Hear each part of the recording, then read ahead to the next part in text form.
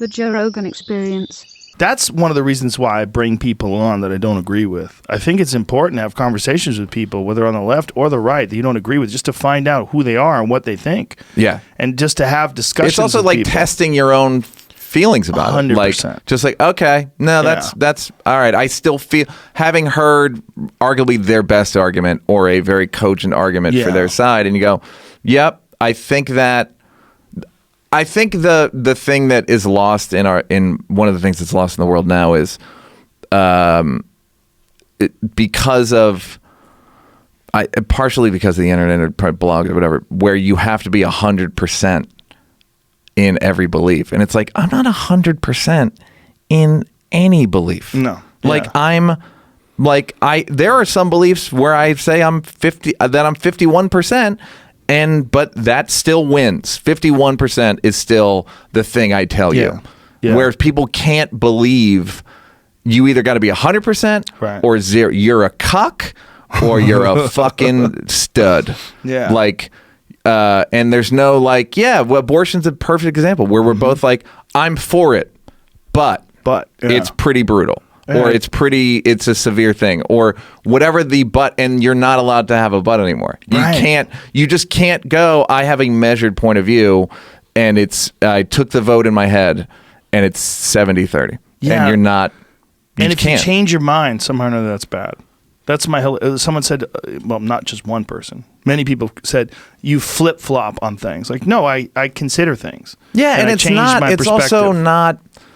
When politicians do it, it's because it's politically going to work in their favor. Yes. You do it because you've thought more about it, or you heard the right argument at the right time, and you just go, okay. Yeah, I change my opinions all the time. I'm not married to those fucking things. I don't need them. You know, my opinions are just ideas in my mind are something that should be explored.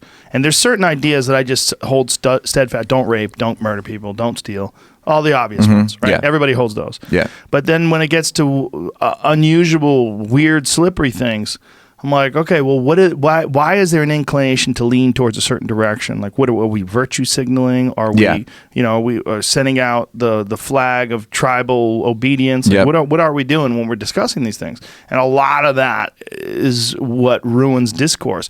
And this is what I think I have a real big problem with deplatforming.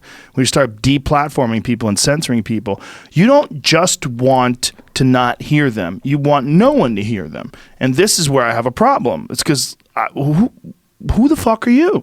Like, why are you the one who gets to say, even if they're wrong, let everybody figure that out. It's misinformation. That's the thing. It's like Pizzagate or like the Alex Jones thing where dangerous. It's like, dude, what the fuck are you doing? Pizzagate is a good example, right? Because people get ramped up in it. They're like, what? And there was a guy, Ben Swan, who was a journalist who had all these.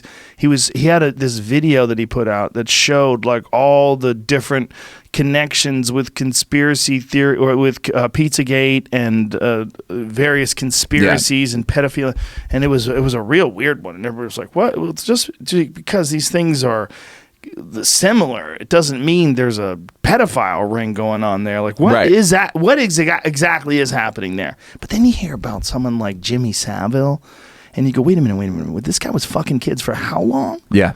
And no one, like, are there any other ones right now that they haven't exposed? Yeah. You know what I mean? Like, that kind of shit does. I think there's a ton of distance between there are pedophiles and there are pedophiles in the pizza place. In the basement. Like I believe there's pedophiles, right? And that they should be stopped, and they're mostly and my bet is I don't think none of them are powerful, but I don't think that there is I just don't really buy into conspiracies, just generally.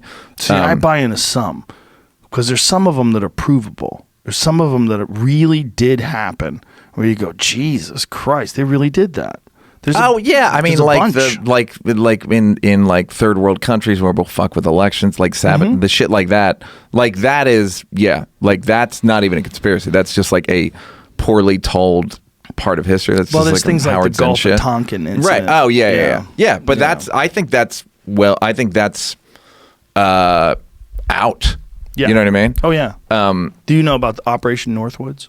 Do you know about that one? I don't know. That one's probably the most disturbing one because that one was signed by the Joint Chiefs of Staff. They were going to organize a bunch of attacks on America and blame the Cubans so that we could go to war with Cuba. Yeah. They were going to arm Cuban false flag, friendlies and have them attack Guantanamo Bay. They were going to blow up a jetliner and blame it on Cuba. They had all these plans, and it was signed by the Joint Chiefs of Staff and then vetoed by Kennedy. He was like, "What the fuck are you? Yeah, like people what were you doing? guys doing? You guys are so I crazy." went to fucking Hyannisport and I come back. And you're trying to blow up airplanes. And the thing is, this is something that didn't fly, but we found out about it. How many of these things we didn't find out about that actually did happen, and that we think are legitimate instances in the news or real attacks? And I just think it's a drop in the bucket. I think it's a drop in the bucket. I think it's less than 1% in comparison to actual events. Into actual reality versus. I agree. Yeah, and so when people are, the reason I don't like conspiracy theories is I think people use it to explain their own failure a lot of the time. Mm-hmm. Like we say it a lot in comedy, like, well, you can't make it unless you're a lesbian woman. And you're like, all right, man, that's the not. Worst. I hate that perspective is so crazy. It's like, listen, if you're killing, people are going to see you. If you kill a lot, people go to see you a lot. Yeah. It's that simple. You can't fake it. It is a meritocracy. Yeah, it really is. It's like there are certainly like some quota stuff in the margins, but no one's making it. No one's doing arenas because of a quota. You can't pull. Yeah. There's nothing you can do to get into arenas. Yeah, people have to actually like you. And